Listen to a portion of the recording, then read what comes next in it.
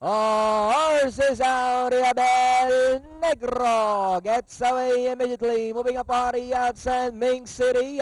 Racing in third, Chica Una, Antirez alongside Bibora, Angel Eunice, NC. Then followed by Gaia, next on line, Magic Mings.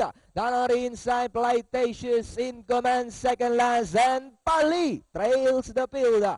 Into the turn they gallop, El Negro by about 2.5 lengths. Ming City in second, moving up now in third is Antilles. Racing in fourth, Bibora. Then comes Chica Una, Angel Eunice, Gaia also moving up. NC alongside Magic Mings in command now, third last. Second last is Pali and Plytatius. And it's El Negro by about 2 lengths.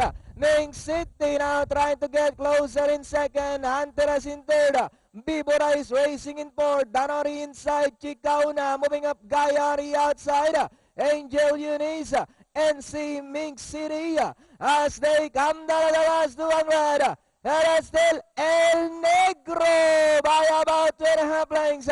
And in second, as they come down to the last 200, El Negro, Ming City in second, racing in third, Antilles moving up, Gaia, last 100 meters, and it's still El Negro by about 6 lengths now, and finally El Negro, second is Ming City, Antilles, Gaia in command, and Magic Minx for your Super 6.